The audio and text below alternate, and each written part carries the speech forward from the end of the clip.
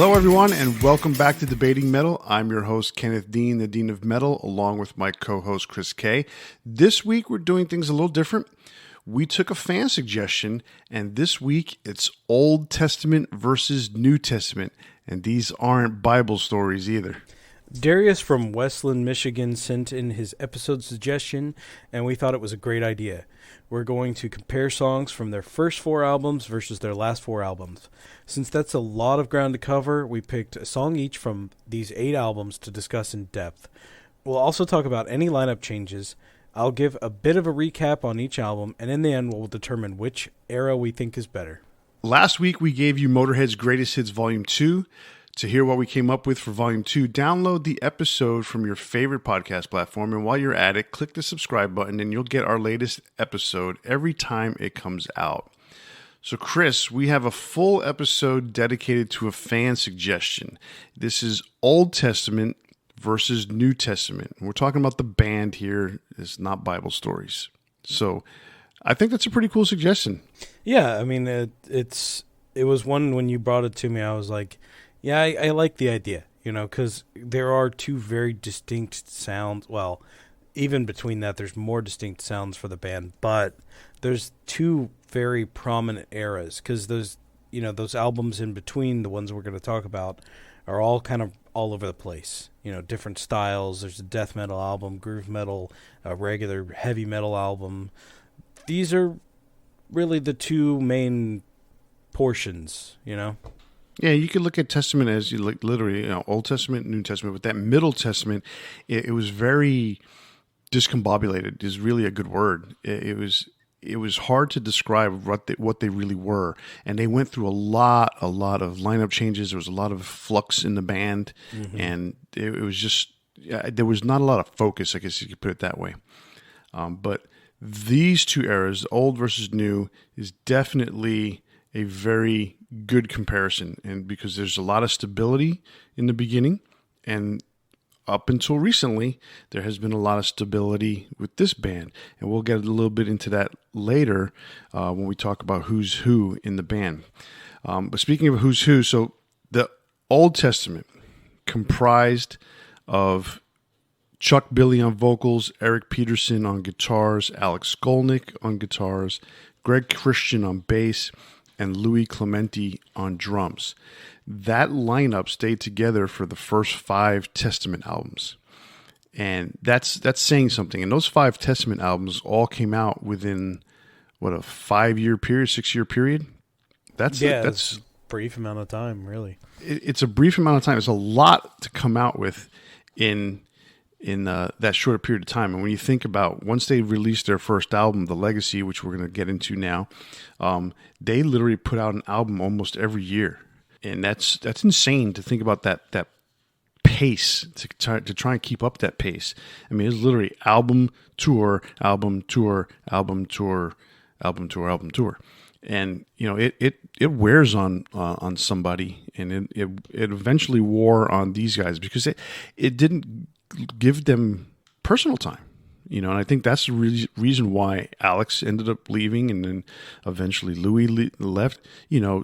That kind of shit drains on you. So we're going to start with the first album, The Legacy, which came out in 1987. That album was produced by Alex Perialis. It was released April 21st, 1987. It was released on Atlantic Megaforce Records. They basically had a distribution, or Megaforce had a distribution deal with Atlantic. And it was recorded at Pyramid Sound Studios in Ithaca, New York. That was basically the home studio for most of the Megaforce roster. Basically, Johnny Z sent everybody up there to Ithaca to go ahead and get their album recorded. It was like an in-house studio for them. Anthrax, Overkill, Testament, they all signed to Megaforce at one point, and they all went up to Pyramid Sound. So, you want to go over thoughts on the album first, or you want to go over the songs first? What do you want to do? Let's go over the songs first. Okay. All right. So to kind of reiterate what we're talking about, we're going to pick. Each of us picked one song from the early albums and from the latter albums, and that we chose. You chose the songs as it's kind of a good representation of the album and where the band was at the time. So we each chose a different song so that we can give a good representation of the album. So for this album, The Legacy, I chose Burnt Offerings. I wanted to choose a different song, but as you'll hear later, there's a reason why I didn't pick the song I picked. So anyway, I picked Burnt Offerings. That to me is a really cool song. I love the fact that the melody and the riff that Alex and Eric are playing is literally duplicated by Chuck's vocal lines. I think that's really cool. It's not very common for something like that to happen, literally like note for note type of thing. So that's one of the things I really like about that song. The song picks up the pace a little bit right before it gets to the solo. It keeps that pace up for a while, then it kind of slows down when it gets back to the final verse, and then the song is done. It's a cool song. I mean, what are your thoughts on that?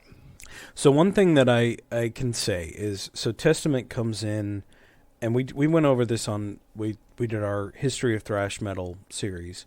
They come in as kind of that second generation of thrash metal bands. And this song, I mean, it's really cool, has, the pretty neat intro. The riff is one of the most memorable on the album. It's got all the typical trappings of early thrash, and part of that is like they definitely are following in the shoes of bands like Metallica and Anthrax, etc., who've already kind of been in this ground. It doesn't mean it's not their own thing, but at the same time, you can hear some similarities, right? I would say that the solo is very reminiscent of the stuff that Dave Mustaine was doing with Metallica at first, because the way he wrote solos is a little bit different than, what Kirk would do a little later, right? Mm-hmm. So yeah, this sounds very similar to that, and it's something that you would hear grow as we talk more about, the different albums where, Alex Skolnick is a really great player, and I think beyond this album, he grows quite a bit. Not necessarily, and so does the band as a whole, but not necessarily just falling into the thrash genre. There's more and more to the band as they grow. However, I really like this because it is so raw. It is so representative of thrash at its beginnings. And it's just a really fun song that is very memorable. Yes, it is. That's part of why I like that song a lot, because of that hook, that melody, the hook between the guitar players and Chuck is a big reason why I like this song a lot. So what was the song that you picked? So I picked Over the Wall, and to some degree, it's a fairly typical thrash song. It's Testament's first single.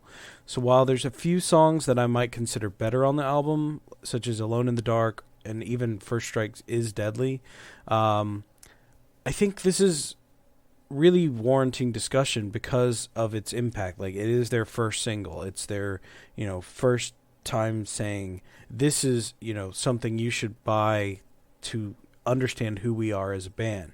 What I really like about Over the Wall is it has a lot of energy to kick things off. It's the opening track on the album, and it's got such a cool riff. The solo is honestly one of the best on the album, which makes sense because it is the single. You want to show off with your single, and I like the offset drums overlaid on the solo, which is really cool. And probably one of my favorite moments on the album. One thing I like about it is, this is 1987. Yeah. So this is an era where I was a kid, and playing Nintendo games. So there's something that, like, Nintendo games, especially games like Mega Man, always had a metal aspect to the music. It was easily translatable into metal, and so bands like Testament, especially in this era, they always had a very strong similarity to the way that the music was written, even though it was like digital, 8-bit sounding music. But these two went hand in hand. And when you were a kid growing up, like my age, it was really easy to get into metal because the music in video games and stuff was so similar at the time. So it was like, I'll always kind of equate this album, The New Order and stuff like that, with, that time period of my life of, playing games in the early 80s and late 80s and early 90s. That's an interesting comparison because I'm not a gamer. I've never been much of a gamer. I mean, I had periods in which I did stuff and I played video games, but to show you how old I am, it was given one of the original like Pong games back in the Pong console. Yeah, and I doop doop doop. That's just. Well, that's the thing. Like, there were consoles specifically made for Pong. That's all they did was they were called Pong consoles. Yeah. And different companies put them out. So this was even like before Atari became really a big thing, etc. Right. Yeah. Yeah. And of course, so me being such a huge gamer, my aunt, is getting ready to get me a gift, and she says, "Which one do you want? Do you want the Atari 2600? Do you want the 5200 that had just come out?" And so I'm like, "Well, there's only like 5 games for the 5200, but 2600 has a whole bunch." I had no idea about compatibility and stuff like that. And you made the right choice because the 5200 was garbage. But it was funny because the from there things go on, and you move on. I was always a step behind.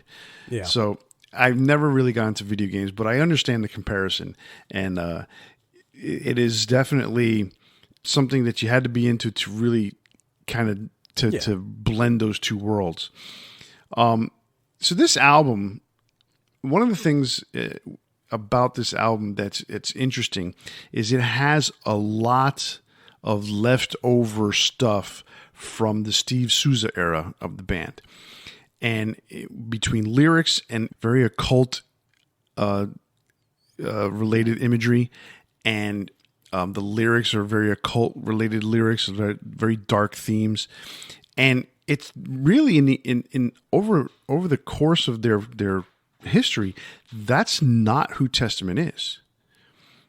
And as soon as Chuck joined the band, the lyrics that Chuck would come up with, while they may be on the dark side in certain cases, it was a lot more poetic and it was a lot more symbolic rather than a direct reference. And that I personally think that helped Testament achieve greater success than some of the other bands that would be in that same time period, like Exodus. Specifically, because guess who was in Exodus? Steve Souza. I was going to say that's an obvious one, right? Exactly. So yeah, I can definitely agree with that, and I have more to say on that as we go, because that is a point that needs to be brought up on occasion. But yeah, overall, I think it's a great first outing. It's very brutal, very raw, has a ton of attitude. It's very similar to what some of their contemporaries were doing before and around the same time. But we love it for what it is. It's a great early thrash band's first album. And like you said, the lyrics are a bit different because Steve Souza was, the primary lyricist at the time. Then Chuck Billy comes in after he leaves the band. He only has one writing credit on the album. And that's always going to be something that affects later, aspects of the band. So how many times have you heard of a singer coming in, replacing an original singer? Skid Row comes to mind. Sebastian doesn't really have very many writing credits on the first album, but that album is still synonymous with him. Right. So, same thing here. Chuck Billy is the sound of Testament, although his voice would change as time goes on, not just in maturity and age, but he would actually experiment with different vocal styles, etc. So, this is, take it for what it is. It's a raw album. If you really like those first albums from bands, you're a big fan of the first couple albums from Metallica or Megadeth or some of these guys, you're gonna really enjoy it. It's a very typical thrash album. Yes, it is very typical thrash album, and back then that's what attracted me. I saw the video for Over the Wall on MTV on the Headbangers Ball and all that stuff, and I was interested. And it wasn't until this next album, which is The New Order, which came out 12 and a half months later, that things really for me started rolling with Testament. The New Order came out in 1988, came out May 5th, 1988, once again produced by Alex Perialis, and once again on Atlantic Megaforce Records, and once again recorded at Pyramid Sound Studios in Ithaca, New York. So there's a lot of similarities there. So you take those first two albums are produced by the same guy, recorded in the same studio, but you can see there's a huge difference in songwriting from one album to the next. And for me, one of the biggest differences, yet there's a big similarity, is the title track, The New Order. There is the style of Louis Clemente that he likes to play offbeat. And that's something that we talked about back on episode 38 when we did a head-to-head with The New Order versus Practice What You Preach. Louis' drumming was almost progressive in a way, but yet not necessarily off time, but off beat. The title track, The New Order, is a great song, and it's worthy of being a title track. It is a classic thrash type song, and I liked it a lot. It's got a really cool melodic chorus, and the solo is really well thought out. I mean, Alex Skolnick, and you referenced it earlier, is a very, very talented musician. I have to say this about Testament. I think all the guys in Testament at this time, all five guys are very, very talented musicians. And Chuck Billy and Alex Skolnick stand out a lot. And I'll get more into Chuck Billy a little bit later. I really like this song. What do you think about it? So what I like about The New Order is the band has a bit more technical edge, kind of like what you said. They've clearly kind of progressed from where they started, and they have a little bit more synergy. Now that Chuck's in the band, he's writing music for them, or writing lyrics, and they kind of have a better feel for who they are as a group. They're more in tune with each other. It sounds great. They're honing in on each other as musicians and meshing. So right. The only thing that I always, and I brought this up in the episode that we talked about the head-to-head, the only thing that always threw me off about this track is you have the eerie inhabitants where everything sounds very clear, and then this track immediately follows it, and I always feel like Chuck's vocals, they don't fall further back in the mix necessarily because they're still at the same level, but there's more reverb or something, but they're not quite as clear as that first track. And then it kind of goes back to being more clear as it goes on. So I don't know what that is about it. It's a little muddier, but it doesn't take away anything. It's just one of those things, like if you've listened to this album time and time again, you start to pick up on little subtleties and stuff, and that's always one thing that's kind of stuck out to me, but it's a minor thing. The guitar solo is one of the most interesting on the album entirely. It's like 3 or 4 solos in one. There's a lot of ideas. They work really well together. There's this part where Alex kind of repeats the same melody and then kind of flies all over the guitar, and it sounds great. Like he keeps going back to that same point though, where he repeats the same thing, and then explores the guitar. That's the best way I can say it. I really like it. I mean, I like the album as a whole. I can't remember what direction at the time I went with, which album I picked was better between the two, but New Order always sticks out to me. It's one of those albums where you can hear the band kind of coming into their own, like you mentioned earlier. Yeah, to go back to touch on what you said about Alex. One thing I think about this solo, because of the way it is, to me is very, very thought out. I mean, that's one of those solos where Yes. he did homework. He's like, all right, we're going to do this here, we're going to do this here, and they broke it down. So yeah, that's a really cool solo, and I do like it a lot. And I agree with you with the meshing and everything like that, and the band sounds so much better. It's definitely a progression in a really good way. So you picked the song "Trial by Fire." Tell us what you think about that song. So, track is my favorite on the album. I love like this. It has this badass underlying bass riff that, especially at the very beginning of the song, it's only thing that's playing, and then Chuck comes in on vocals. It's got this atmospheric intro to kind of start things off, and what I like about that too is it ties into elements from Eerie Inhabitants, Disciples of the Watch, and the outro, the instrumental musical death, A Dirge. So this album's very cohesive because they keep bringing these elements that tie everything together as well. It still maintains like this brutal force from the first album, yet it adds an element of melody to their repertoire, which was not quite there in the first album. So even if it's only a little bit, it still adds a little bit of maturity to their sound. And it's also got one of the most cohesive solos overlaid with the main rhythm. I really like the way the solo's done because you still have the main rhythm going on from the rhythm guitar as well as the drums and bass, but the solo is overlaid on that, so it has a really cool effect. It's a great song. I love this song. I mean, this is really the first song that got me into Testament. I mean, I had heard Over the Wall, and I really didn't pay much attention to it. But when I saw this video on MTV, and then I saw this or heard this song, I really, really got into Testament. I bought this album because of it. And that is where my Testament, fandom began. I love the clean intro at the beginning and the little solo. The instruments are so clear on that. The bass line is very distinct. And then, it goes into the main riff of the song.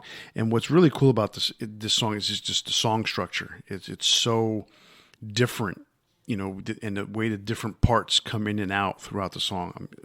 It's an awesome song, and it is my favorite song on the album as well. And the solo is outstanding, so I like it a lot. What are your thoughts on the album as a whole? So I would say it's a step forward in their sound and musical growth.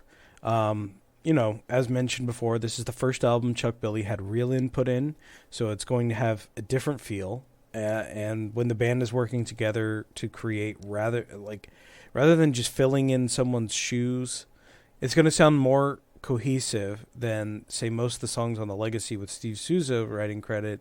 It's just going to feel like Chuck is filling in to some degree, especially when you know that. There's an honesty there when you write your own lyrics, or you at least have some kind of input in it where it's your song. Maybe you're just the first guy to sing it, or you bring something new to the table rather than just kind of doing the same thing. I would say, honestly, this is a contender for their best album. But that's all in the ear of the beholder. It depends on which kind of, where you fall in line, where you get into the band. But one thing about it is, because of its history, because of what it represents, the cohesiveness, the band kind of at their prime as, having that hunger to get into the industry. There's a lot of aspects that make this such a strong album. I agree with you totally. I mean, this is a really good album. It is definitely a contender for one of their best albums. Like I said, it was what got me into Testament, and it hooked me pretty good. I mean, all the songs in this album are pretty good. So I really, really enjoy this album a lot. And so going from this album, The New Order, to their next album, again, we're talking about a year later, a little more than, I think it was 15 months, out comes Practice What You Preach, once again produced by Alex Perialis, once again on Atlantic Megaforce Records. But this time they changed studios. They basically said, hey, listen, you know what? Why don't you guys come to us and come up to Berkeley, California, and we got a studio here called Fantasy Studios. Now, this studio has been used several times throughout their career, so what I'm thinking is that this is either some sort of home studio or they know the owner, and they've got some good inside stuff with this studio. Now, for anybody out there that's listening, if you know more information about Fantasy Studios, and I haven't looked up any details about Fantasy Studios, let us know in the comments. Let us know in messages or whatever. We'd love to know if you know more than I do right at this moment about the studio. And I promise I'll look it up and mention it again at another time. So I picked. So it's weird when we decided to do this topic, and we decided to pick songs from each album. I picked certain songs because I figured you might pick them too, so I said, I'm going to pick a different song. So I ended up not picking Practice What You Preach, the title track, which I think is the best song on the album, because I thought you were going to pick it. So I ended up picking up Perilous Nation, which is another very, very good song on this album. So I love the bass intro on Perilous Nation. I think it's super cool. The main riff is really awesome on this song. The vocal lines are really melodic, and it's another great solo from Alex Skolnick. I think it's repetitive to say that Alex Skolnick put another great solo on it, because I think he puts great solos on every song, because he's a great guitar player. But this is a really cool song. I mean, what sets it apart is that bass intro. Oh yeah, I mean, I love the bass on this album in general. It's kind of pushed more forward. At this point, I think their mixing became just really on point. Like they knew what they were doing a bit more, and bringing out those elements of the rhythm section just kind of made them sound again more mature. I love the dissonance in the guitar on this track. So there's a lot of elements that are not your typical, if you're a musician and you're just starting out, you're going to stick more towards the logical sense of, scales, etc. But sometimes when you start to understand the instrument more, you push the limits, and that's kind of what's being done here, and that's what I really like about it. You can see they've grown as musicians at this point. Guitar solo, like you mentioned, it's very good, but it's also really indulgent, and that's the best way I can describe it, because it's very long, it's very clean, it's very much the focus of the track, and it has some really good moments. It's not my favorite on the album, though. I think there are better solos, but it does specifically show off the musician. So I think it's a pretty cool one.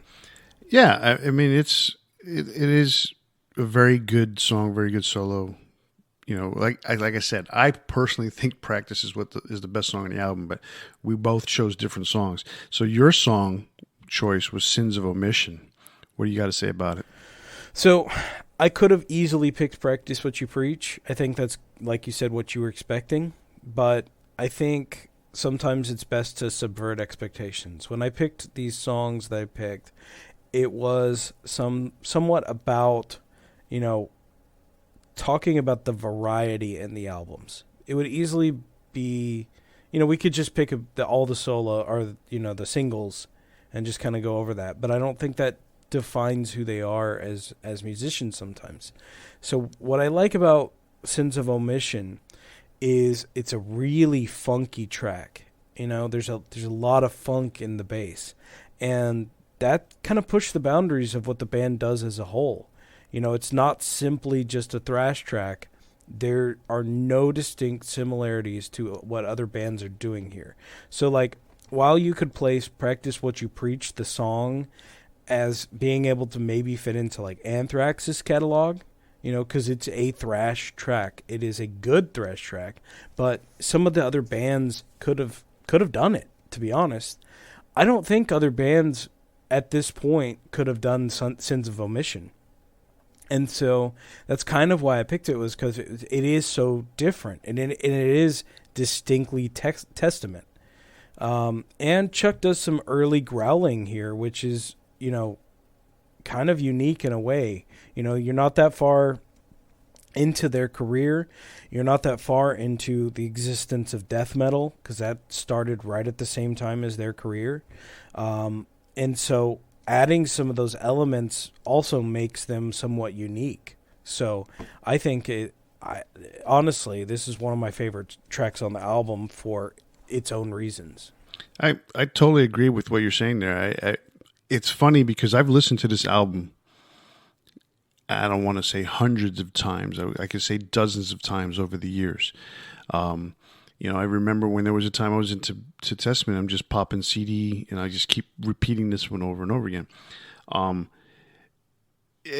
It's one of those songs that I mistakenly, I don't want to say I passed over it. You omitted it. No, yeah. I was trying not to say and that. And now you're suffering the sins of omission. It's just weird. It's like I've heard the song and I liked it, right? But it was one of those things that I guess the album, the back end of the album didn't stick with me enough for me to sit there and remember to say, "Oh yeah, this is a good song. Let me listen to it or put it on my playlist or whatever." And now I just did. So that's one thing. I'll hear it again because, you know, between Practice, Perilous Nation, and Envy Life, you know, a lot of times if I'm going from point A to point B, I don't have time to get past 3 songs. I mean, I need to go on a long trip to get towards the end of an album. And most of the times if I'm on a long trip, I'm with someone that I know that's probably not going to want to listen to the end of a Testament album. So I like Sins of Omission a lot now. What I liked about it when I was listening to it again is I do like that little quiet guitar picking at the beginning that leads into the intro. Of course, you know, Chuck's melodic vocals are you know, second to none in many cases, and it's got a really cool solo, which we keep talking about with Alex. So that's a really cool song. Perilous Nation is a good song. Practice, I think, is maybe the best song on the album, but like you said, it's maybe not necessarily distinctive. But what are your thoughts on that? That's not taking anything away from it, though, because it is a really good thrash song, and, you know, it is, again, it's Testament's song. I just think, to some degree, other bands were doing the same thing, which is, again, taking nothing away.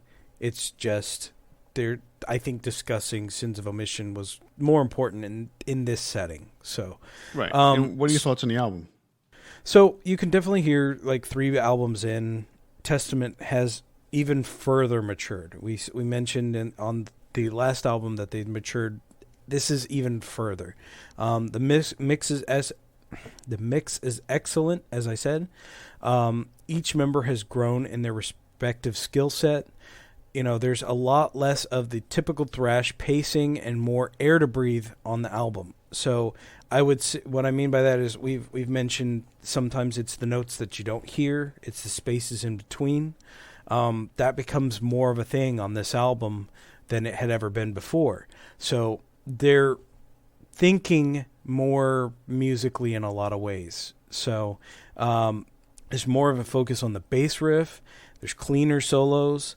There's sometimes jazzier riffs. So there's some definite experimentation that's happening, you know, especially with the vocals. While still being grounded in the genre, they've kind of pushed their boundaries a bit without, you know, selling out, quote unquote. I think that it bears noting that Practice What You Preach is one of Testament's most played tracks of all time. So that says a lot for what the album is. And while I don't think it's their best, I think it is one of their most important albums. Okay, I can agree with that. It's definitely the maturity level. You could definitely tell. I mean, absolutely.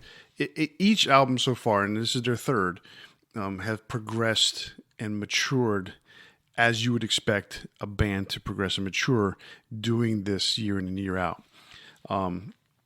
Very similar, in oddly enough to make this comparison, very similar to how Metallica went from Kill 'Em All to Ride the Lightning to Master of Puppets.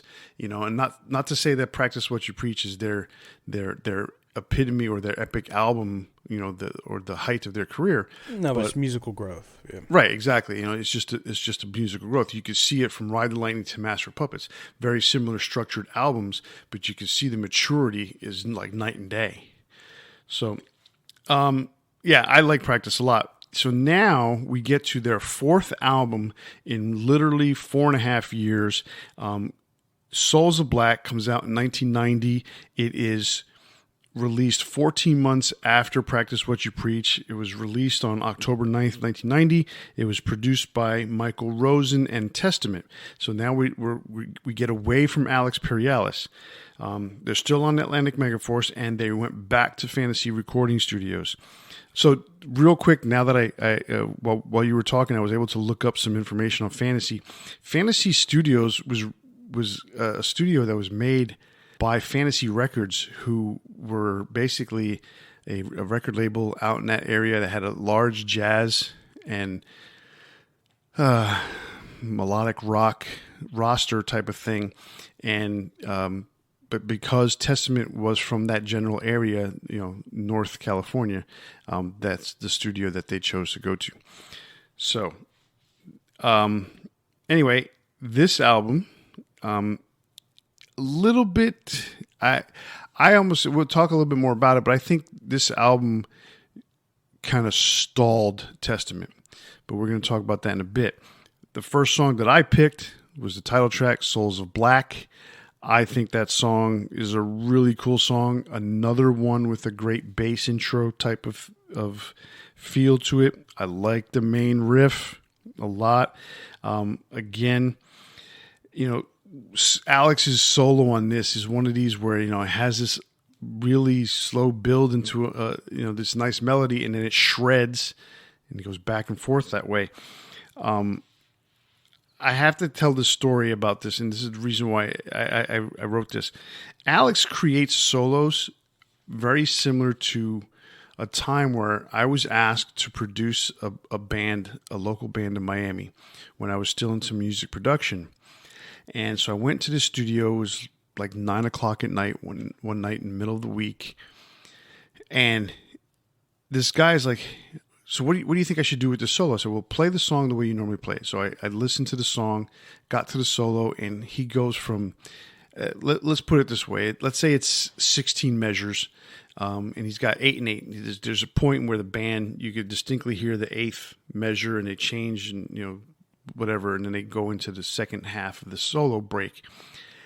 And he literally shreds from point A to point B. It's shredding the entire time. And there's nothing melodic about it. There's nothing that says, this is a cool solo. So I said, why don't you do this? Why don't you take the first measure, the first half of the first 8 measures, and kind of build something melodic, something that goes along with the riff, something that goes along with the main melody of the song, and then you can rip into a solo, a shredded solo in the second half. He's like, I don't know. I go, can you just try it for me, please? And he did that. We recorded it, and his bandmates loved it. They thought it changed the song.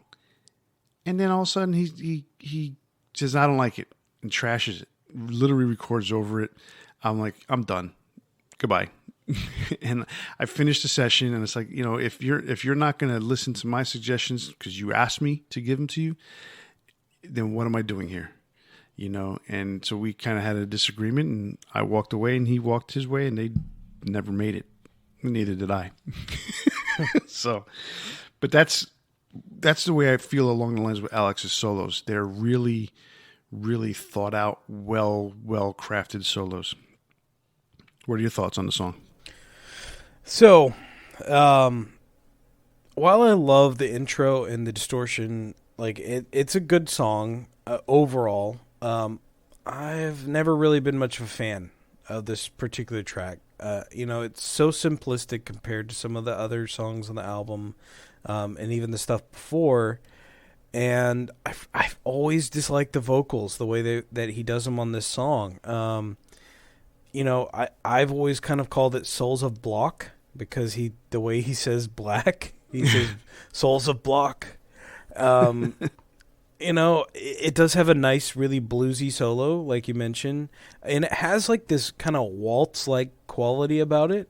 What the way that the solo goes into it. Yeah. I love the solo. I think it's great. It's a step down in experimentation, and there's a reason why they rushed this album out. They were trying to get onto the Clash of Titans tour with Megadeth and Slayer and Suicidal Tendencies, and it shows. Like, even their best stuff on this album, it's not as well thought out, it's not as well planned out, and they were in a rush. So it's hard for me to say, like, it's just not as good. It's just not. I agree with you, because as a whole with the album, the rush on it is, that it was the European tour of Clash of Titans, and at this time, at this stage of the game, for a lot of these bands and metal bands specifically, in music as a whole, albums were beginning to last longer, and by that I mean the MTV created this idea that. And specifically Michael Jackson, because he went out of his way to release like 7 singles off of one album, is that albums just kept going on and on. And it wasn't a need to write a new album because you had these good songs. And then, of course, that only related to if the album had good songs. I mean, if the album was trash, okay, you had to come up with a new album because you had to come up with new songs.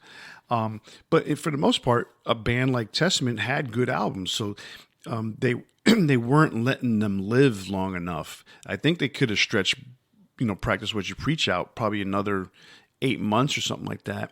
But the record companies, excuse me, the record companies back then were just like, no, we need to do this, we need to do this, and we need to get on this tour, we need to do this, we need to get our money back. And so that's where, the idea of having to rush an album ended up happening. And what ends up happening is you don't have the best creativity, I guess you could put it that way. But you chose a very different song as your song from this album. You chose The Legacy. I did. And, I gotta say, while it's not my favorite song on the album, it's worth noting that this is a ballad from Testament. It's a standout for that reason alone. They hadn't done anything like this before. The guitar work is really fantastic. It's slower. It's more methodical. It shows a lot of dimension to Peterson and Skolnick's playing. It's a decent track overall, but what it represents here is that Testament wasn't satisfied with just being a thrash band. And they had something more to show with their musical chops. It's different. And if you're not a fan, if you're one of those people that felt like Metallica sold out on their second album with Fade to Black, then this is going to feel a lot the same. But to me, it shows that, there are more dimensions to people than just doing the same thing over and over and over again. And that's why I picked it. There's other songs on the album I like better, but it's still a good track, and it represents something different. Yeah, no, the Legacy is a really cool song. Now, I don't have a problem with a lot of these ballad type songs that metal bands put out because they're usually pretty good. Specifically speaking about Metallica's Welcome Home Sanitarium and Fade to Black and One. It is noted this is not their first ballad. This is actually their second, because the first one was called The Ballad, and that was on Practice What You Preach, and that was more tongue in cheek, though. Yes, it was, and it was more similar to what what Metallica was trying to do with a song like One or stuff like that, but not as like this is a ballad. Yes, this one they really did it the right way. Yeah, no, I get where you're saying that it's not technically the first ballad. Right. But this is when you think of a ballad, like this is more along the lines of that than they literally called the song The Ballad because it was a play on the idea of metal bands doing a ballad song. Right, exactly. Yeah. So no, this one comes across really well. On this song, and specifically Chuck and Alex, they really, really show off their range on this one. I mean, everyone already at this point knows that Alex is an amazing guitar player, but just the melodic soloing that he does throughout the song is absolutely incredible. But to me, what really, really shines on this song is Chuck's vocals. His smooth vocals, and even at points he gets into his back to his regular Testament voice, if you want to look at it like that. And one thing I got to note, after listening to Testament these last several weeks, and I say several because we've had the idea for this, for a little bit now. I have to say, Chuck Billy is probably one of the most talented vocalists that are out there in the heavy metal genre. But he's not one of these guys that has a huge vocal range. But where the talent really shines through is that he can sing. He has a lot of melody in his voice, and he knows how to use it, and he knows where his lane is. And over time, Testament went to be a little bit more in the deathy range of music, experimenting with death metal style vocals and death metal style songs. And he finally came to, and we're going to talk about a little bit more later, he finally came to a great compromise in songwriting and his vocal styles to use both the death growls and his clean vocals. I really, really think Chuck is a completely underestimated and underrated vocalist when it comes to the heavy metal genre, and specifically thrash music. It's amazing, when I listen to him, how melodic his voice is. I really, really enjoy it. Yeah, I mean, I like what you said, where you said he understands where his lane is. The thing is, he's also intelligently pushed it outside of the where he started. He learned to do the death metal growl properly. He does it successfully on several songs. He also can sing. He doesn't just do the harsh vocals. He can sing a bit. He's not the best singer out there. Like, he's not like a Sting or somebody like that, where has a mastery of his voice in that regard. But he knows where his range is. He keeps it there. He intelligently sings. And, I agree. I think in the thrash genre, he's definitely kind of underrated for what he does. All right, so we kind of touched upon the album, Souls of Black, as a whole. For me, the album really kind of, to me, it stalled their career to some degree.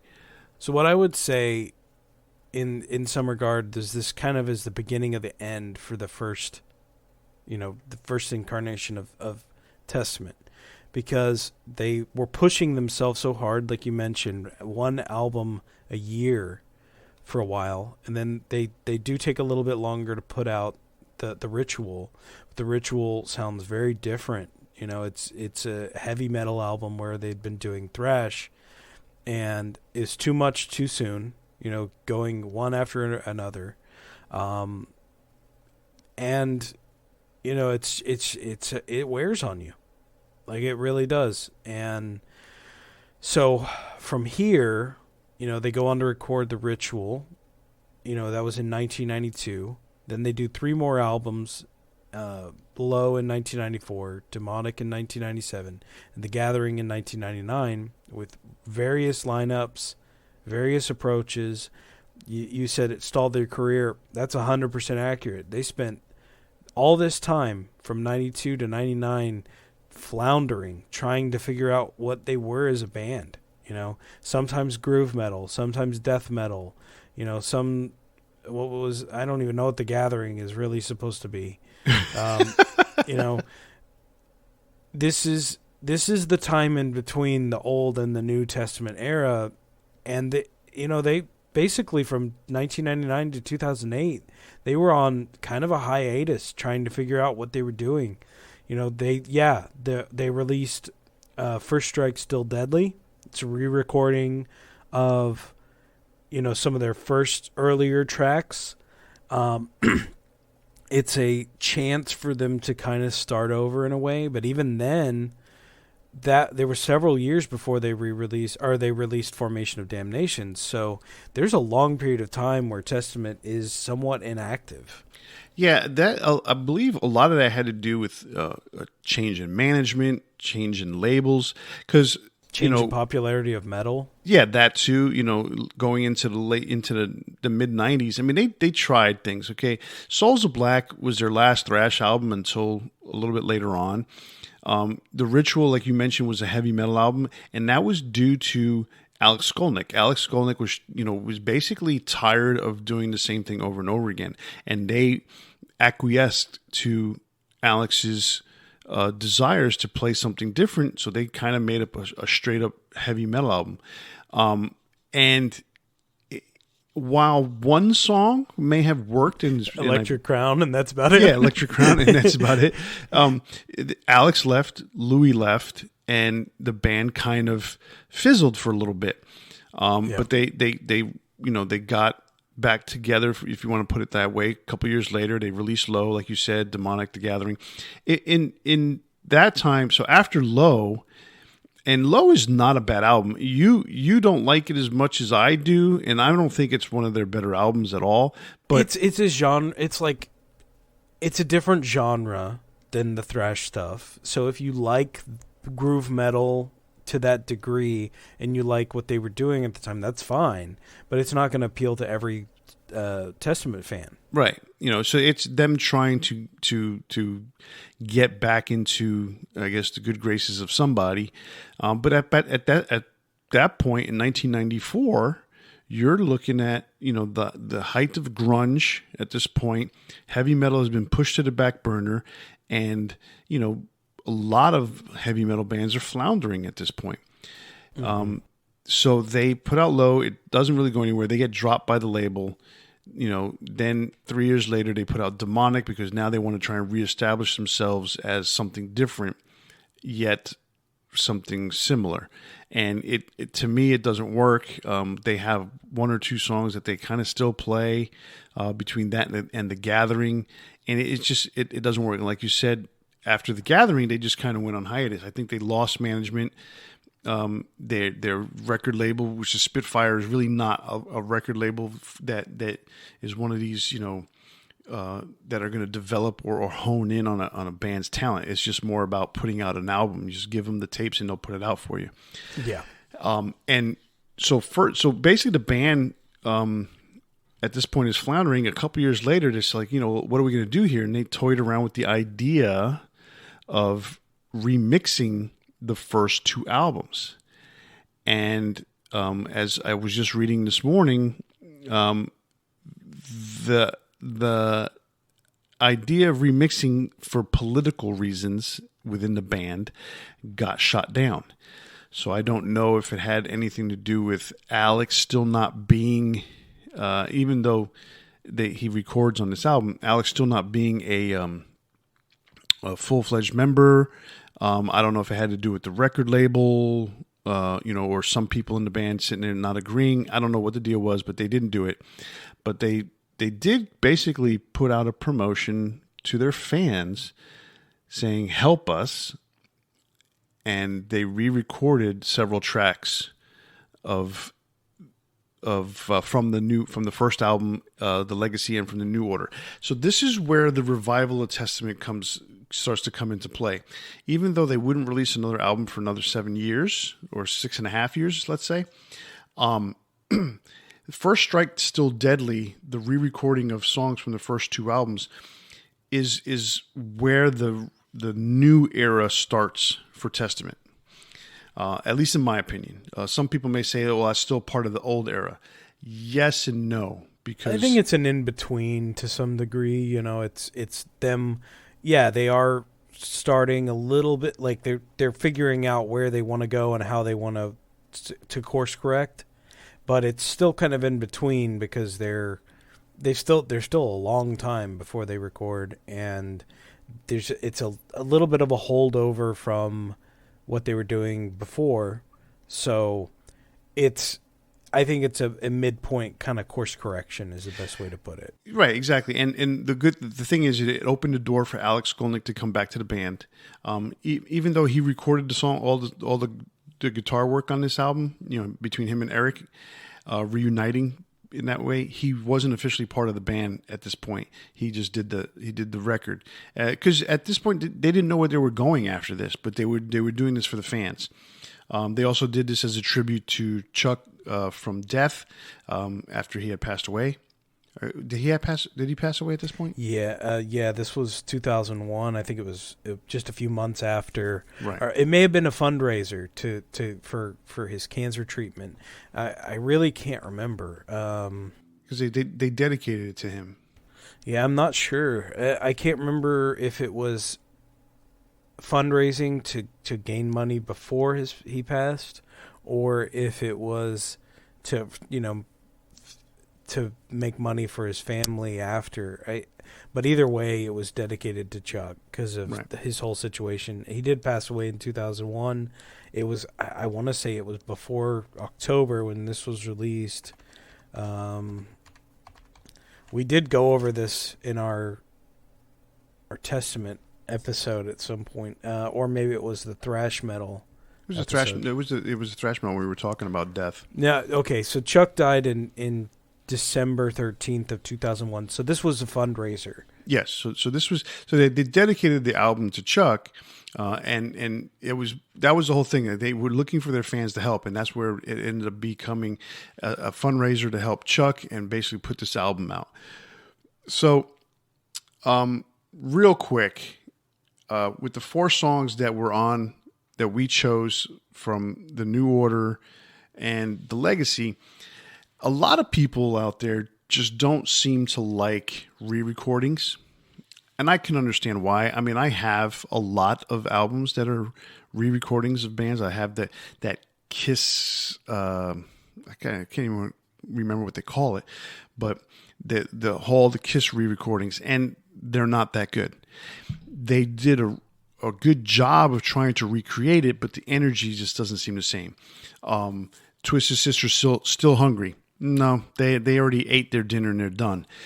So they're not as hungry as they say they were. The energy's not there. But I have to say, these songs on this, to me, in my opinion, the way I'm listening to Chuck sing, there's a different energy, but it's still an energy that's good. And I like these versions. I like the modern production. I like these songs. To me, breathe a little bit more. These versions, the drumming is better. I mean, John Tempesta playing drums on here he's a really good drummer. I probably would say he's better than Louis Clemente. There's a little bit obviously of a different style. He uses the drum, his double bass drumming, a lot differently than Louis did. So I just like it more. Are the songs absolutely, these are so much better than this? No, because there's something about the originals that will always be the originals, and they will always be good. But I like these versions, so that's my opinion. Whoever doesn't like it, too bad. Sorry. Don't buy it. But I like First Strike Still Deadly. I think it's a good album. It's obviously a retread, rehash. But representing what it was, the band trying to get, course corrected, figure out what they're doing. The fact that you actually do get a couple tracks sung by Steve Souza, who was their original singer before Chuck joined. There's something valid about it, and I do enjoy it. Yeah. So to real quickly to kind of go over the specs on it. Released in 2001, October 24th. It was released on Spitfire Records. It was produced by Testament and co-produced by Doug Hall, and it was recorded at Driftwood Studios in Oakland, California, not too far from their home base.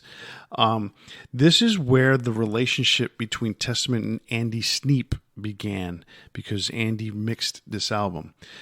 So that's something that's going to come up now as we go into the modern or the New Testament era of Testament.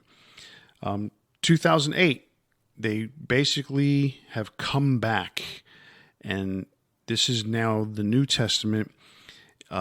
they have come back with, I don't want to say a different band, because it's everybody in the band except for Louis Clemente. So they have Paul Bostoff on drums. But Greg Christian's on bass, Eric Peterson on guitar, Alex on guitar, and Chuck Billy. So this album, produced by Eric Peterson and Chuck Billy, released in April 29, 2008.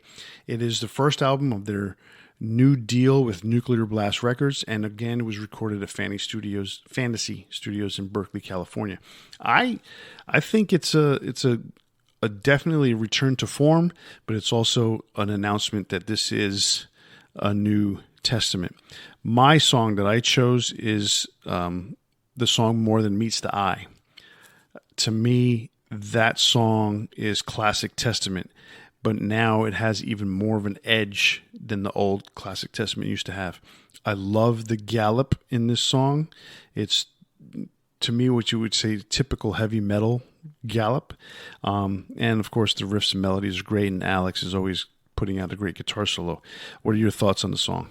So, following the instrumental intro for The Glory Of, Testament just bursts into this new era with an absolute banger. I mean, Chuck's vocals have become even more gravelly over the years, and I think they sound great. It adds a little bit of a heavier edge. You said it was a typical heavy metal gallop. I'm going to call it an Iron Maiden-esque gallop. Yeah, I agree. But the instrumentation is distinctly Testament, and it's a heavier incarnation of Testament. I think it's a great track. Oh, it's absolutely great. You chose Formation of Damnation. So one thing that this track shows to me is that the band has learned some new tricks. I love the vocals here, as they're really harsh and really brutal. I love the backing vocals from Steve Souza. I guess the other two were Nick Souza and Steve Esquivel. I'm not familiar with them. I'm assuming Nick Souza's related to Steve. I think Nick is his brother. Okay. And I know they're all family and friends from, even though Steve Souza left Testament, they all remained friends all this time. So there's an interesting aspect to that. And then don't they have a band together? They have Dublin Death Patrol. Dublin Death Patrol. So I always thought that was cool that they're all still kind of friends. But you might be surprised that I picked a track with a breakdown. Like you specifically, you might be surprised. But what I wanted to kind of highlight is that Testament has grown with their contemporaries. They're not just stuck in a certain era. They're not just trying to recapture their original glory. They're doing something different. And, there are moments that will appeal more to fans of Lamb of God. This is not just a typical thrash song. There's more to it than that. That kind of modern groove metal is part of this too. So if you're a fan of those other bands, bands that were doing things like Lamb of God, this kind of appeals in a certain way to that. Yeah, I mean, I like Formation, and I agree with you on the vocals. I mean, it definitely. I mean, now that I'm more open to death style vocals, specifically more in the melodic death metal range, these vocals definitely tap into that style, and I like it. I mean, it's a good song. It's a heavy song. Probably one of their at this point, if you're gonna bypass The Gathering and you're gonna bypass Demonic, because they were different albums or they were trying something. This to me is one of their heaviest songs that they've put out. But at the same time, like you said, it definitely incorporates a lot of more of the modern metal into it, and it's a good cross between all those different styles, and it shows that Testament, even though they try to do experimentation early on, this one is. They've gotten past the experimentation. They've kind of honed in on exactly what it is that they're trying to do, and this album definitely shows that off. Yeah, they've kind of figured out where they were going as a band at this point. So, and that will carry through to the next three albums. I think it's a nice return to form, following the various things they were trying before. And especially after such a long hiatus. It's the same band, save for Louis Clemente, but I think Paul Bostaph on drums adds a really new dimension with heavier drums, different approach. I mean, he was a drummer for Slayer, and you can tell, there's that addition. You can tell that all these guys have really developed in the last 10 to 15 years. The album won the 2008 Metal Hammer Golden Gods Awards. That's a big deal to come back from, disorganization, a hiatus, kind of trying to figure out who you are, and to step into that and win that award over other established bands. It's a big deal. Worth noting that this is called a thrash album, but I think it's got a lot of other elements to it. It's got some death vocals. It's got more melodic sensibility. Alex is really bringing a new element to the music with his, he went off and tried to do different things, and he's got blues and jazz and other ideas here. So I think it's more than simply just a thrash album. Like, this is a definite improvement in some ways, while it's not as quite as cohesive as some of the other earlier stuff. I would say still, you look back at say the New Order, and they were creating something of an art piece in a way there, with their tying in to everything with a certain musical theme. But I think this is a great start to a new era. Absolutely. I really, really like the start to this new era. And one of the things about this new era is that they're trying to put albums out in a particular time frame. As we all know, and when we see all these bands that we like, bands don't release albums like they used to. You're never going to see what you saw with Testament, where 4 albums in 4.5 years. You're never going to see what happened with Kiss and 6 albums in 3 years. You're never going to see that again. But you would hope that you see something a little bit better than, say, Metallica having an album every 8 years, because that's freaking insane. You're going to be 100 by the time your 15th album comes out. So Testament, and they've acknowledged this. They're trying to be a little bit more consistent, but they have been. They have literally been consistent with putting out a new album every 4 years, and that's still a long time. And you think about, they've done 4 albums in 14 years. It doesn't sound like a lot, but they're really good albums. So yeah. At least you get that out of it, So that leads us into 2012. July 27th, 2012, they released Dark Roots of Earth.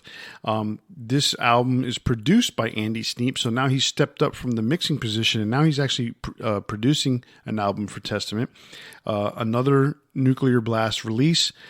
This one was recorded in several different places. It was recorded at Driftwood Studios in Oakland, Backstage Studios in Derby, England, and there was some additional recording that was also done at Trident Studios in Martinez, California, and Spin Studios in New York City. This is one of my favorite Testament albums. I don't know what it is about this album, but I really, really, really enjoy this album. And one of the songs that I really, really enjoy is Native Blood. So that was my choice. This song, to me, is absolutely outstanding. It's got an awesome groove riff. I wanted to say groovy, but it just wasn't going to come out right. So I like this song a lot, on top of the fact of it being a really good song. The theme behind it, the Native American theme behind it, it really touches me. I have a strong connection and a strong empathy for Native Americans and Native American culture. And I mean, this song is just loaded with hooks and melodies. And another odd thing about the song, if you get the deluxe edition of this album, it actually comes with a Spanish version of this song. Doesn't quite work as well. Doesn't have the same exact hook, but it's still the same song. So it's really cool. What do you think of the song? So it has a universal appeal, I think, that can relate to just about anybody that doesn't feel heard or respected, or reaching that point of just not being able to take it anymore. I think it can easily be related to by anybody that feels minimized, but it is important because of, Chuck Berry's Native American heritage. I think it's a good track. I don't feel as strongly about the album as you do, but I kind of want to go more into that, after I talk about this particular song. But I think overall, it's one of the best tracks on the album. I agree with that sentiment. But you picked the song "Rise Up," which was the first song on the album, and tell us why you picked that song. So I picked this as, it can be kind of a make or break moment in a lot of ways. Like, so Formation of Damnation went really well, but this was after a long hiatus. This was, a long period of time without releasing any music. So is it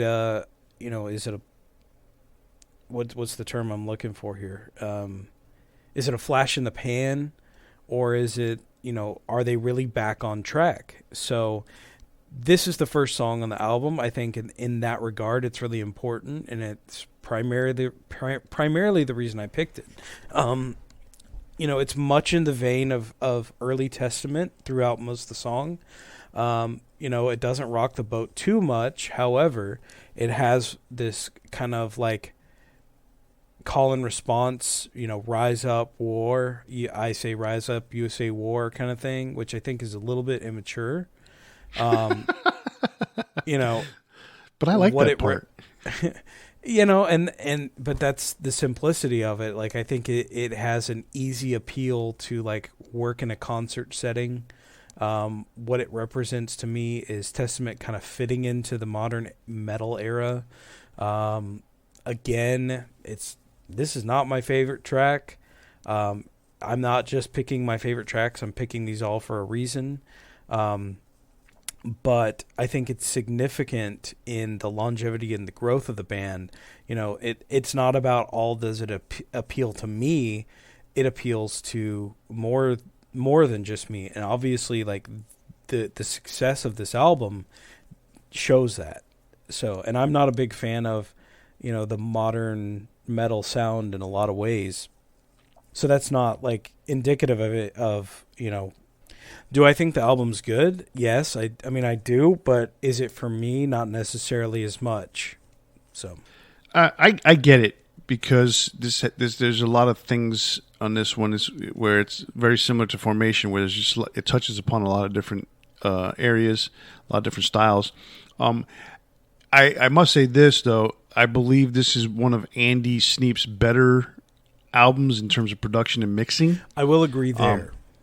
Because I like the way the drums sound on this. You still have a snap to the snare drum. It's got some really good recording on the bass drums and the toms and all that stuff. Guitars are clear. It's not muddled. I don't know what Andy's done in the last few years to change that, but I wish he would go back to this. I agree. I wish he would go back to like what he did on this album and what he did on Blood of the Nations for Accept. I don't know what he's changed in that time, but I don't like it. I like Rise Up. It was to me, it's a statement song as far as, yes, this is what you heard a few years ago is what you're going to hear now. This is Testament, and we're back, and this is where we're going to be. It's a rebellion song.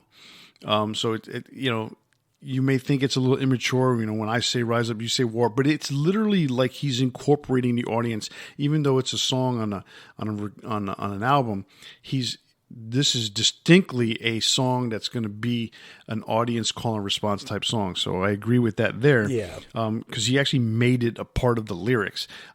So it's a killer riff. I mean, it's got some really good elements to it.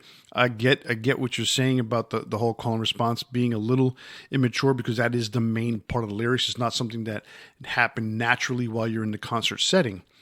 This was purposely made for that. I get it. Not the best song on the album per se, but it's a strong song.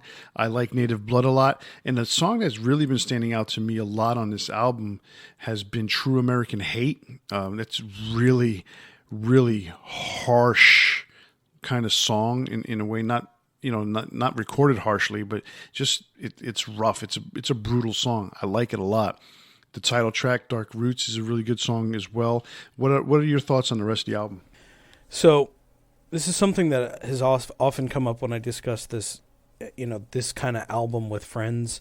While the riffs are fantastic, and I really dig Gene Hoglan on drums, like that added a huge element, because as much as I liked Paul Bostaph and his contribution to the band, I felt like Gene took it even further, really built on that sound that they were creating. And, there's like a big portion of this album that really rubs me the wrong way. You had mentioned that that Testament, when they did their first album, it was a lot of occult stuff, etc. But then it became more poetic, and I distinctly feel like this album is not very poetic. It's very straightforward. It's less metaphorical, and oftentimes really comes off as very childish in the lyrics. And that's something that I felt the same way with what was the album with the Dragonaut on it from Judas Priest? That was Redeemer of Souls. Redeemer of Souls. So like Redeemer of Souls had a few really good tracks, but there was also like this really kind of childish aspect to some of the songs. Like, we go out in the streets and we fight and stuff. It's just like, you're like 50 something years old, and that does come off that way. Like, at this point, I think Chuck Billy was 46 or 48 or something like that. And saying it so bluntly rather than kind of being more metaphorical, which he would do in the subsequent albums that follow, I think that the lyrics as a whole sometimes are much weaker than some of the stuff that followed and came before. That's not to say that there's not really good stuff on the album. I mean, I think Native Blood, being as blunt as it is important. I think True American Hate is the same way, but some of the other songs do really kind of rub me the wrong way. And if it wasn't for the really good instrumental aspect of it, I think it's one of Chuck Billy's worst albums, to be honest. That's strictly my opinion, and everybody's welcome to their opinion. I know you definitely feel different. And the fact is, this album charted at number 12. That says a lot for, especially in 2012, for a metal band to chart at number 12 on US charts. Like, that's huge. I have to note that, like, there is a strong similarity in these four albums, which leads to kind of like a different type of analyzation where, like, we were talking about the cohesiveness and, the experimentation and those kind of things. There's not quite that aspect here. It ends up you focus on the things like the subtleties of the instrumentation, the lyrical content, and maybe that's why I delved so deep into this one. I remember coming out, I saw this tour, and in my opinion really hasn't changed. Like, I do feel that way where, some of the other stuff that comes up and that we're going to talk about, I feel is more elegantly written lyrically. And it's all about the way you feel and the way it impacts you. If you like the more direct vocals, or lyrics, that's one thing. But for me, I think it was a step back in his creativity. I could understand that, and I can definitely see where you're coming from on that. I think what really sold this album to basically the masses, if you want to put it like that, is that it is truly, in many cases, there's just a lot more thrash elements than there had been in the past. Mm-hmm. Chuck is finally able to master the differences between his growling and his regular singing. Yes, while still vocally, he yes. took it up a level. I will agree there. Right, and while still being able to maintain the melodicness of his vocal lines, put it that way. I'm not saying the lyrics. So Yeah. lyrically, I could see where you're coming from, where there's not a lot of poetry like he did in the past, and I think sometimes, especially with the way that the world climate started being in the early 2010s and stuff like that, there was a lot of anger, and sometimes that shows up in people's lyrics, and sometimes that shows up in people's styles and stuff like that, and it is basically a reflection of what was going on for them at the time. So I get where you're coming from, because yes, the next couple of albums have a different, a more cohesive kind of thing. But part of the reason why this album definitely attracts me more, and there's a little bit of a bias there. If you get the deluxe version of this, like I mentioned before, you get that Spanish version of Native Blood, but you also get, I think it's like 4 covers, one being a Queen cover, another one being a Scorpions cover. Oh, no, you get 3 covers, excuse me. And then you also get an Iron Maiden cover. And I think the Power Slave cover that they do on this album is excellent. And I think that's the reason why I keep listening to it, because I listen to the first 4 or 5 songs and then I flip over to the end. So I think that's where it comes from. I mean, that's fair enough. Like I get that, and it's always cool to hear these bands like pay tribute to, their influences, etc. So I get that, but like as strictly the album, yeah. I mean, my opinion is what it is. I haven't changed it in all these years, and I always go in and try to listen with new ears so that I'm not just strictly judging it based on nostalgia. And it's just, to me, it's amazingly one of the weakest to me, but most successful. So it's all about your personal taste sometimes too. Correct. So that brings us to 2016.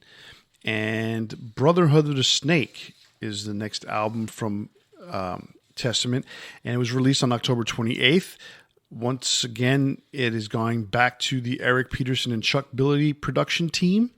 Again, released on Nuclear Blast Records, and it was again recorded at Trident Studios in Martinez, California, Deer Creek Studios, this time in Nevada City, California, and Spin City in New York City. So you get another 4 years down the road, you have another album from Testament.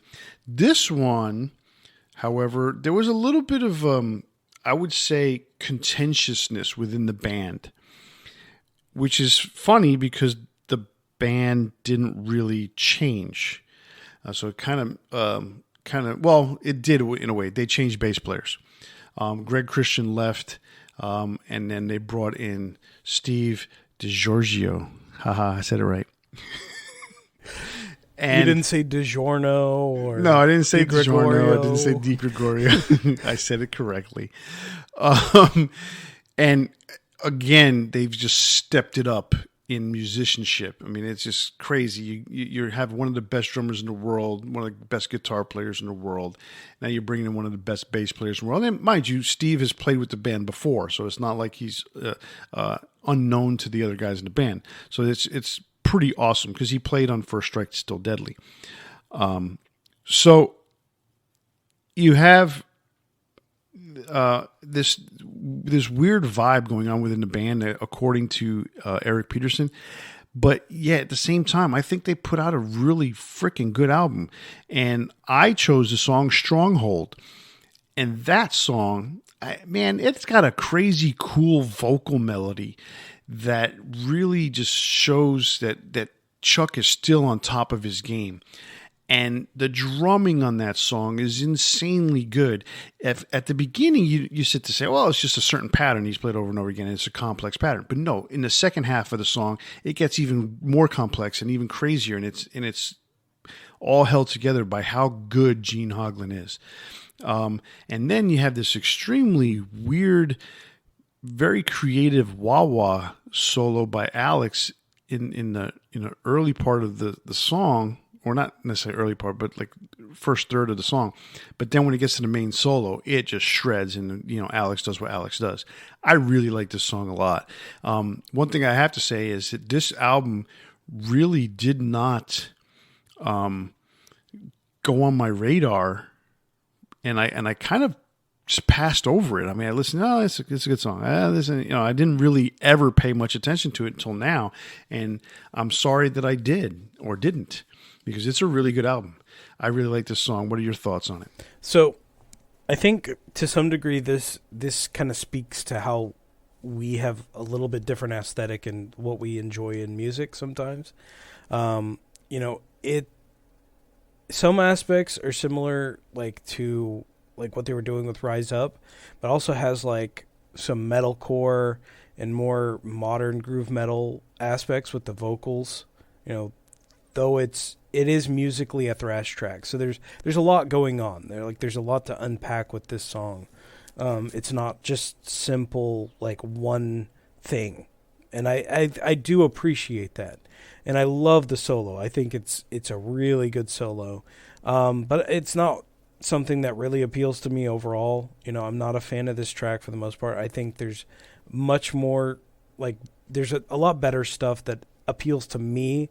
I love Neptune's Spear on this album, The Pale King, Brotherhood of the Snake, the stuff that's a little bit more melodic. But I get, the appeal to you, where you like this kind of, It's not necessarily a call and response, but it has the gang vocal kind of thing going on, and right, yeah, it's cool. It's not my favorite. See, I like Neptune's Spear as well, because that's a really cool story. Oh, I'm not saying we only like one thing or the other. I'm just saying that specifically more appeals to me than this does. Right, I got you. Yeah. So the song that you picked was The Pale King. That's true. I love, and kind of going back to the last album, I love when Testament takes a less literal approach to the lyrics and goes more into fantasy and lore and that kind of stuff, and that's something that they've done in the last two albums more. This isn't, anything that specifically relates to reality. I think it's kind of like a cool fantasy song. There may be something more direct to reality in it, but I think it's a lot of fun to listen to, and that's one thing that I've enjoyed on these last two albums from the band is kind of a departure, an escape from reality to some degree. Chuck's vocals, he just shouts it out like bullets at the beginning.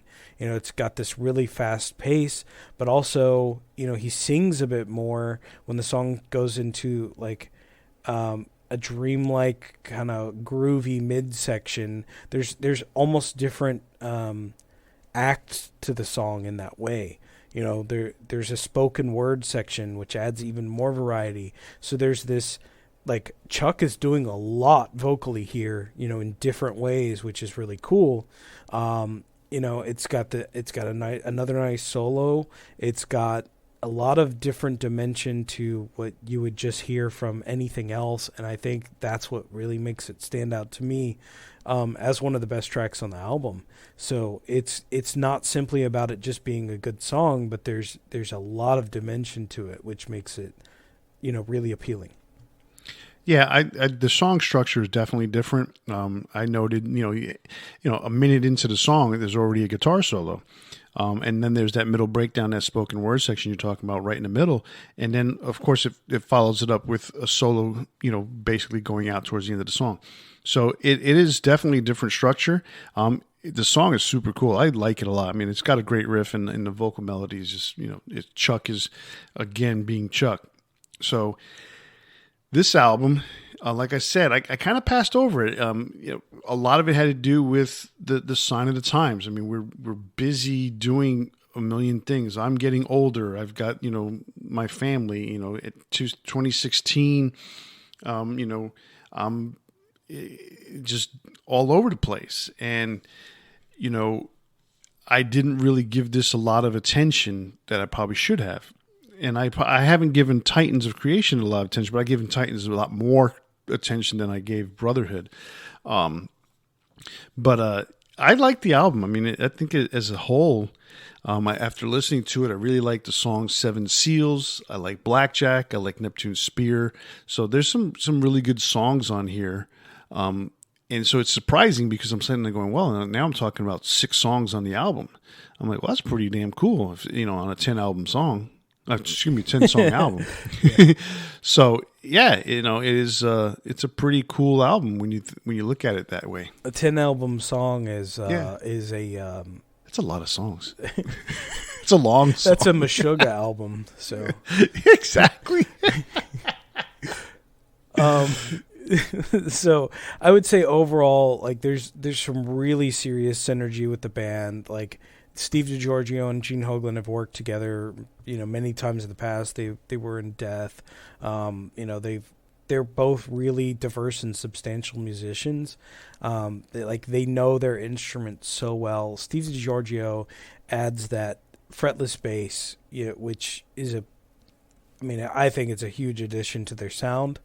And Gene Hoglan, what he's doing here, he lets the music breathe when it needs to, and then he adds that really complicated, he has the triplets that he's known for, all these things that he understands his instrument so well. They're still in the thrash vein, but there's a more melodic sensibility. I think this is, like you mentioned, all the musicians in Testament are all really good, and that's something you have a master of a fretless bass in Steve DiGiorgio. You have a master of drums and understanding of different styles in Gene Hoglan. You have Alex Goldnick, coming into his own as his best incarnation of himself, because he's not just strictly into the thrash vein, but he's done so many other things. You have Chuck Billy reaching a point where he understands his vocal range and capabilities more than he's ever done before.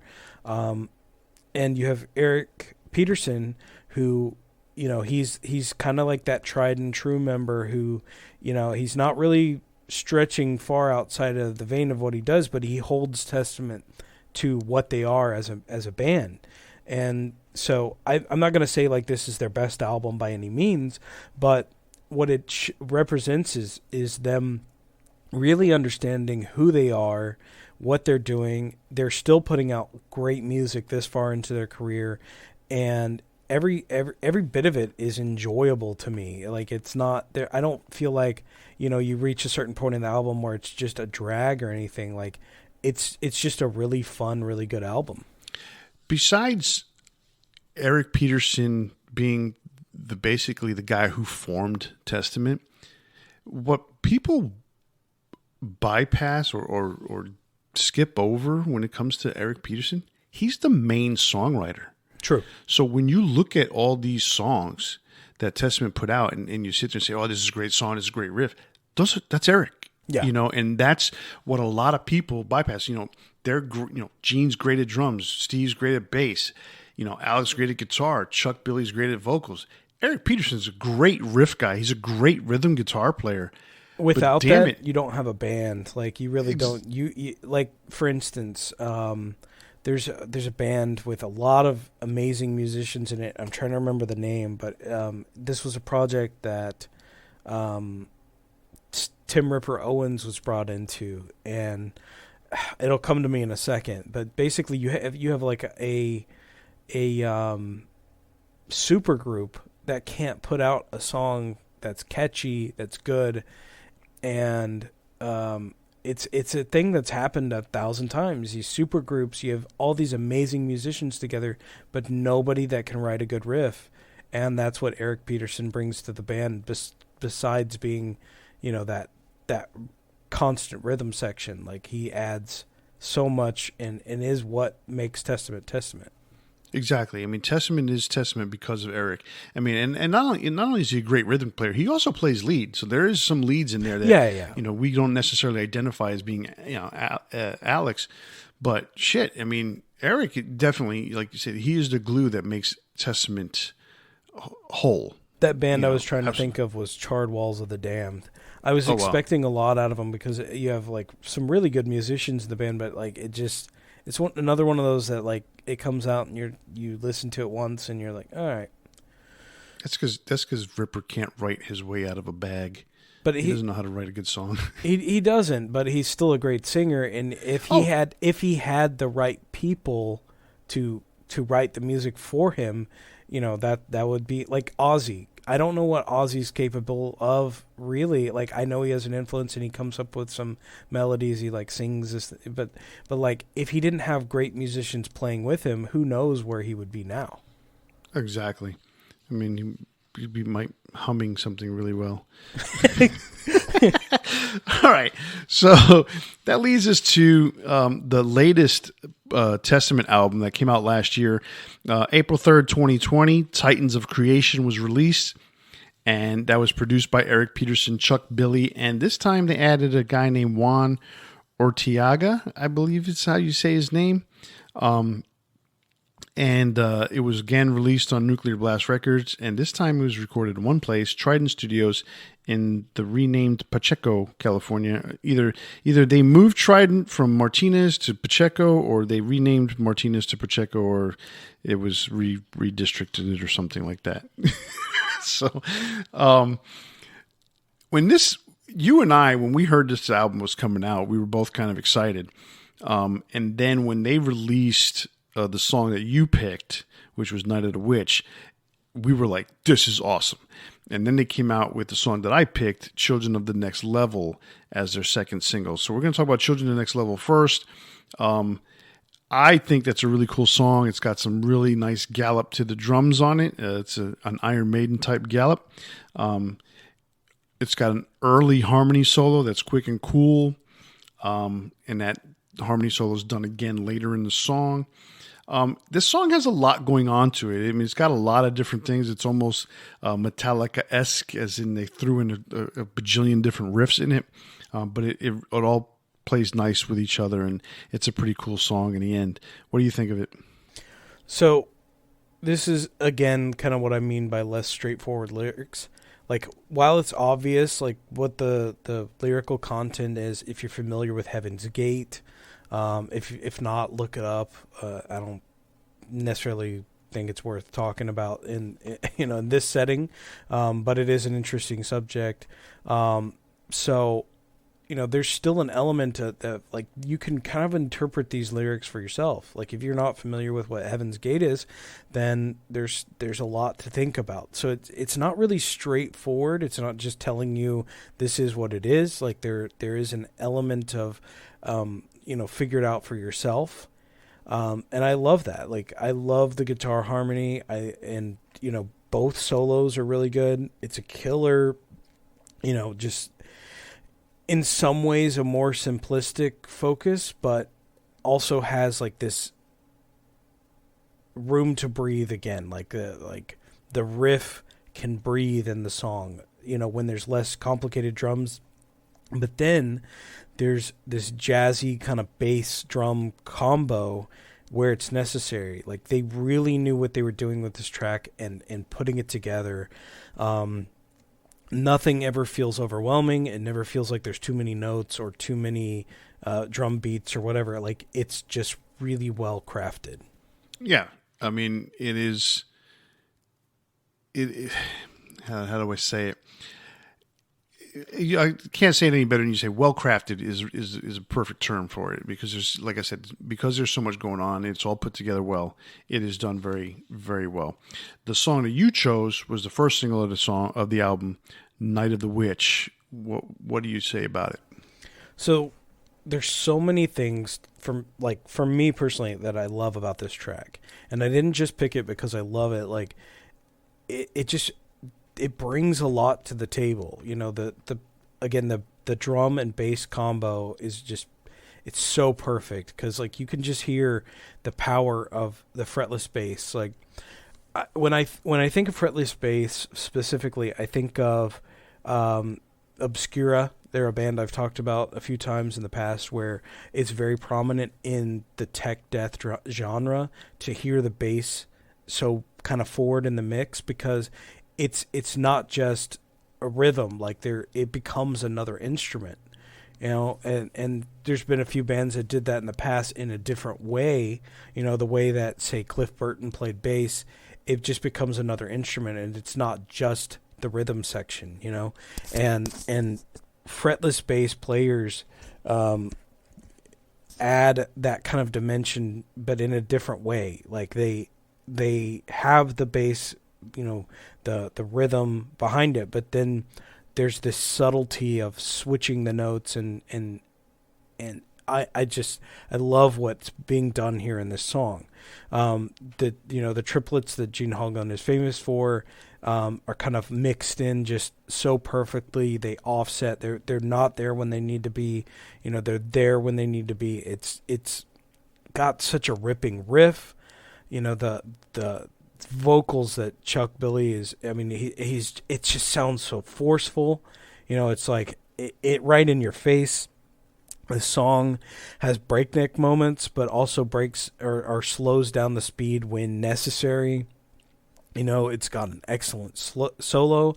It's got some sludgy elements where he's saying that all night. You know, it's just it's so like heavy and you just feel that sludge element to it. You know, it's got so many things to it. Like, to me, this song is one of the culminations of like the good aspects of Low, the good aspects of Demonic, the modern sound, the understanding of where they came from, like with the simplicity of the Old Testament sound mixed with that instrumentation and the knowledge of their instruments. Like, to me, this is one of Testament's best tracks ever. You know, and it's funny because I think the song could be even better. I know you do, but I disagree. And you know why? I think the song is great, you know, but I'm always going to question the chorus because I think if they had done a repeat on certain portions of the chorus or, you know, added something to it, it would have been even better. And I just think that's where the song lacks. Although it's a great song. You know, it's one of those things where it's like, man, this is really great. It could have been that much better. And I think that's a matter of personal taste because I personally like the build-up where they only say that all night one time, the first time, and then it repeats later on. You know, it's one of those things, like, I think it's always going to be up to interpretation. However, I encourage you to create the Dean of Metal cut. You know what? I could probably do that. But yeah, no, this song is outstanding, and everything you said about it is spot on. I mean, like I said, if it was only from in my personal taste, my personal opinion, because when you listen to a song and you've over the years have always, you know, in your heart wanted to be a producer. There's certain things like you're kind of used to certain structures and used to certain things. And so I'm like sitting there, you know, you get that first chorus and you're like, oh, it stops here. Okay, shit. You know, yeah. You were expecting that second portion of it. And I think it could have been that much more. But hey, you know what? I'm not going to fight. They're the professionals, not me. So as a whole, this album is pretty cool. I have yet to really dive deep into this album, probably not as much as anywhere near as you have. So it did come out last year, and you know, obviously between, you know, one thing and another, you know, my time, I have learned to spread really thin in my life, between playing baseball, between this show, studying for this show, working full time, having 2 kids, and now they're doing their ballet and choir. The fact that we're able to put this out on a timely manner every week is incredible to me. So I have not been able to dive too deep into this album, but from what I've heard, it is really good. The things that I have heard of it is pretty good. So to the fact that even Steve Souza wrote co-wrote one of the lyrics on the song "False Prophet" with Chuck Billy. So that tells you something there in their relationship. What are your thoughts on the album? So, I'm a big fan of this era of the band, and the chemistry of this particular incarnation, is just excellent. This was honestly, it's one of my favorites from the band. Like, this is a really strong outing, I would say. Like, it shows that they've learned from all the eras of their history. It's not much of a departure from Brotherhood of the Snake, but I think it is a step up in a lot of ways.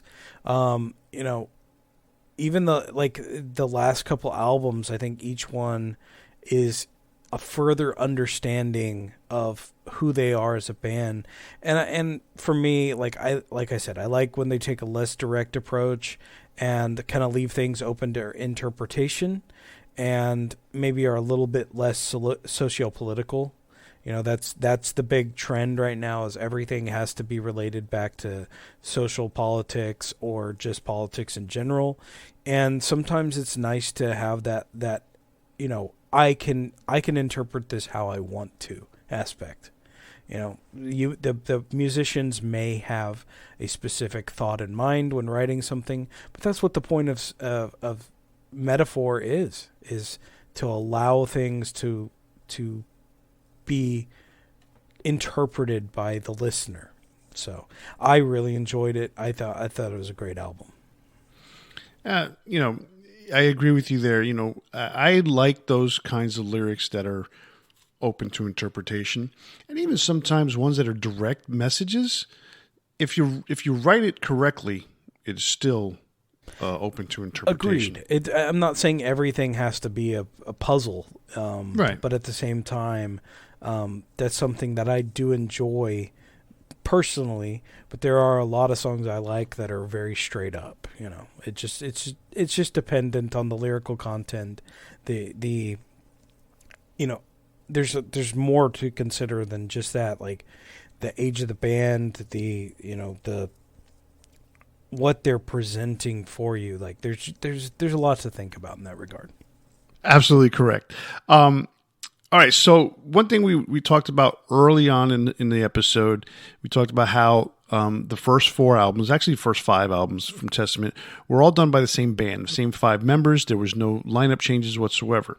When it comes to the second or the new era of Testament, while there were some lineup changes, specifically they went from Paul Bostaph to Gene Hoglan on drums, and then they went from Greg Christian to Steve DiGiorgio on bass. The last 2 albums, Brotherhood of the Snake and Titans of Creation, were done by the same band, all 5 guys. Roots of Earth, or Dark Roots of Earth, was done. The only difference was Greg Christian was on bass. So the band, basically Gene Hoglan has decided to leave Testament due to scheduling conflicts.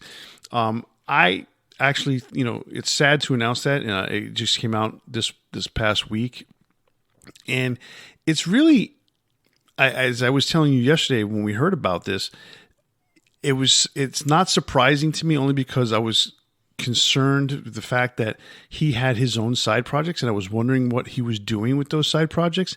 And obviously now we know that he had plans done for the side projects, and they were conflicting wholeheartedly with with Testament.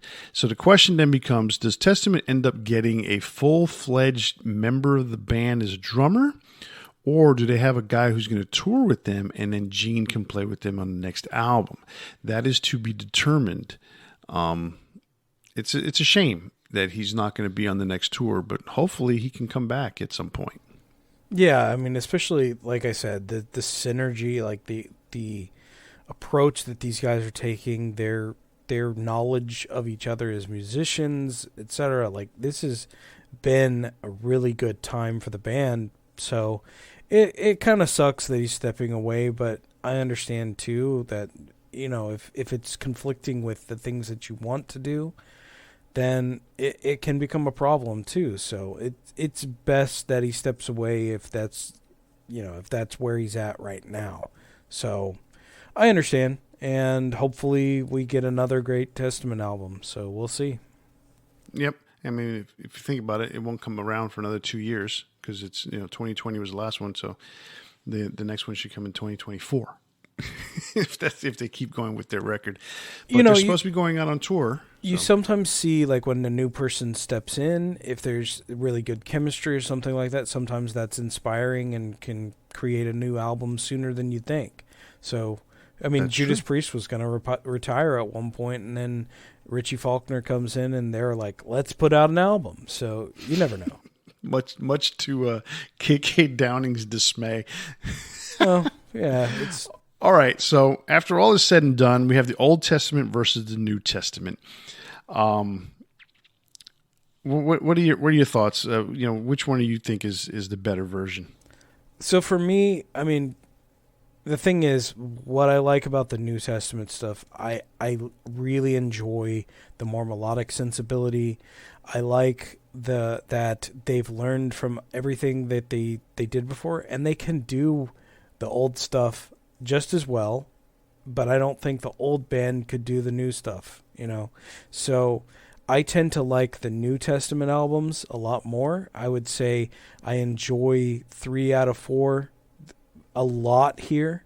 And as far as the old stuff, I really tend to more enjoy... Again, I would say 3 out of 4, but more like 2.5 out of 4. So I'm going to go with New Testament for me. Okay. There's a lot to be said about Old and New Testament. I thoroughly enjoy the New Order. I enjoy Practice What You Preach. But I think what I like about New Testament is that Chuck has been able to literally hone in on exactly what it is that makes him a good singer, and he has perfected the style between the growls and his clean vocals, and he's done such an absolute great job with that what really appeals to me now is the fact that they've really found who they are as Testament. I'm with you I think there. they really know where they belong, and to me, New Testament is definitely the better. All right, so we're in agreement on this one. Yeah, I think so. I mean, look, those first 4 albums are outstanding. Don't get me wrong, but and they are a different band, from that time period. But I like the fact that they still can incorporate all that old stuff into the new stuff. Totally. All right, well, that's it. So we both think that New Testament is the better. So now, will that show in our Big Four? Today's Big Four is the Big Four Testament albums. So I've done a lot of talking today, so why don't you go ahead and go first on this one? Like I haven't. All right. So my 4, starting with number 4, obviously, I'm going to pick The Legacy as my number 4. There are certain... I had a little bit of a debate on which one I was going to pick in this place, because there's one other album that I think could have easily fit in there for me. But what I like about The Legacy, and I really thought about this hard, was that is, there's something to be said for that rawness of the first album. There is something to be said for a band trying to make their mark and trying to put themselves out there. There's some occasions where the first album, is rushed or doesn't really represent what they are as a band, but I think in a lot of aspects this does. Yeah, it has the occult lyrics that are a little bit different. It has Steve Souza's fingerprints on it, which are different. But you can tell this is the beginning of where they would go, and it was a long trek to get where they've gotten between this and Titans of Creation. So I really enjoy it for what it is. I can go back and listen to this album and always enjoy it. And I think it just represents kind of this landmark in who they were and how they became what they became. So my number 3 is Brotherhood of the Snake. I mentioned while we were talking about it that I really enjoyed this album. There's a lot of songs that I think are some of their best. The Pale King, Neptune's Spear. I really like Brotherhood of the Snake. There's so many more. Like you said, you kept naming songs like 6 out of 10, or I can't remember exactly how many tracks are on it was 6 out of 10. Yeah, I mean, I feel like I can listen to this album all the way through and pretty much enjoy it. There's a couple moments, like I said, I'm not a huge fan of Stronghold, which was your pick, but it's still, like, in the context of the album, I really enjoy it. So, that's another kind of mark for New Testament. But I split things 50-50 because the New Order, I think, is, like I said, it's easily debatable whether that's their strongest album or not. In the context of the time period, this was, a landmark. I think that with this album, they were extremely smart in kind of tying everything in together with those kind of eerie, and no pun intended, because the first track is Eerie Inhabitants, but like there's this atmospheric sound, that they kind of tied in throughout the album, and I thought that was always really great. The songs are really good. This is the band, really coming into their own in a lot of ways, because this no longer had fingerprints from anybody else. This was just those original 5 guys, and I think it's a great first outing for the band to be that band. Like it's nobody stepping into anybody else's shoes. It's really like it stands up the test of time. The only thing that I think is lacking on some of these original albums is the mixing. Technology has just come quite a ways since that point, and not everybody had the mixing that some of the most standout bands, like, say for instance, early Van Halen may have had, or something like that. So I think that's the only drawback, but at the same time, like, you understand where it is in its history. So and my number 1 is I gotta pick it, Titans of Creation. I really enjoyed this album. I think it's one of, if definitely not Testament's best albums. For me as a fan, it ticks all the boxes of stuff that I like. I love the lyrical content. I love the mixing. I love the synergy, like I said, of these musicians. Night of the Witch, I think, is one of their best songs they've ever put out. I really like exactly what you've mentioned before, where Chuck has just a more thorough understanding of himself as a vocalist. And I say vocalist because it's not just singing. He does the growls. He does the harsh vocals. He mixes things up where they need to be mixed up. Like, it's a great album, and if you haven't really given it a chance, I definitely suggest just pick it up, or listen to it on Spotify or whatever. Just give it a chance. It's really good stuff. Cool. I like this list you came up with.